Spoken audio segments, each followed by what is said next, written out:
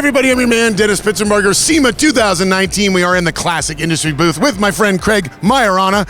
It's business as usual, making parts for people that want to restore and invigorate their cars with new parts. That's what we do. We hunt down the products that people are looking for, and those are the ones we attack first. You know, we went hard on the G bodies this year. We really wanted to make stuff that was the perishable parts, the stuff that deteriorates. We started with the taillights. That was the main thing. I went into the groups on the forums and Facebook and asked these people what they wanted us to make, and top of the list was the taillight. Well, beyond the taillights, take me through the entire gamut you have for those G-body Regal buyers. Well, like I said, the taillights are something that we started. I eventually would like to get to the quarter windows and full interior plastics. You know, this is all stuff that the sun really just dries out and eats alive, and they turn to powder in your hands. So we want to just kind of revamp all that stuff and really put the Regals back on the map as far as a future muscle car. Take me through some of the other parts that are available in the catalog of new parts for the Regal G-bodies. Where you have tons of sheet metal as far as doors and hoods. We're working on also doing the upholstery.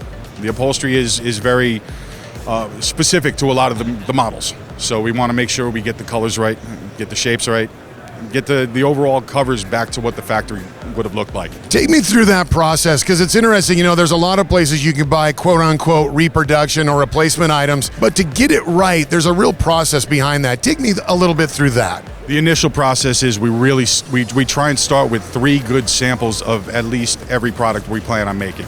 This way the vendor has one that they can reverse engineer, and they also have one that they sit on as a reference, and then we lock one in our own archives as a reference. So, you know, we're really trying to stick to the OE style restoration.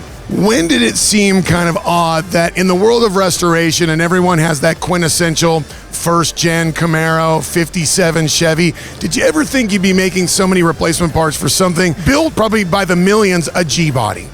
Oh, I had hoped, because I'm a G-body owner, and it's, you know, there is support. These guys, there are clubs, they're very popular, so the need is there. I mean, and I remember as a kid seeing these cars, so I always had a feeling that these were going to be a future collectible. Now, as much as the Regal is a future collectible and is now, the other side of this conversation is square body Chevrolets. Now, as an owner of a square body Chevy, again, they made millions of them, but very susceptible to sun dry, you know, just basically wear. I mean, my old Suburban's got so many worn out parts I could probably burn up my credit card with you guys. But talk about some of the great products you have for the square body guys.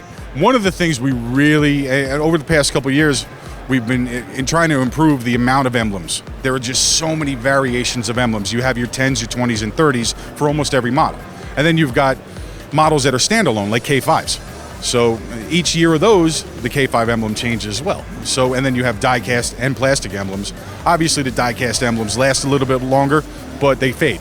So we just wanted to bring everything back to what it was originally. What do you think some of the most popular parts are that people are getting for their square body Chevys? It's always going to be emblems, and I would say anything that pretties it up. Bumpers, grills, you know, stuff of that nature that really you can kind of tweak and twist the vehicle to be your own. Give me an idea why people need to shop from your catalog, because I go back to that same premise as there's always that cheap imitation. What is separating Classic Industries and the parts that you give to your customers? We don't play the cheap imitation game. We start with OE samples, and we try and mimic the samples as best as we can. We really are stringent about the colors, the shapes, and, you know, just the overall shadowing, even in the emblems. You know, we'll scrutinize a sample sometimes a little too far, but we want it right.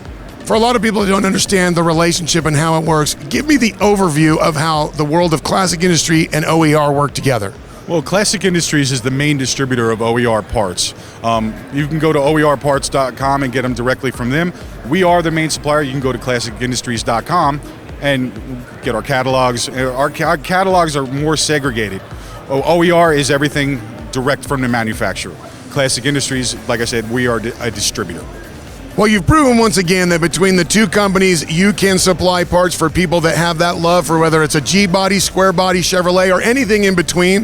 If people want some information or to how to find those parts, where do we send them? Well, if you're a dealer, my suggestion is to go to OERparts.com. You have the ability to buy at a discounted rate through OER, or if you are just a standard customer, go to ClassicIndustries.com. We have 6 to 10 different catalogs, and we're adding lines every year. So what you see here, this is just we're backlogging lines now, and we're still moving forward with new lines. So, well, you heard him. ClassicIndustries.com. This is SEMA 2019.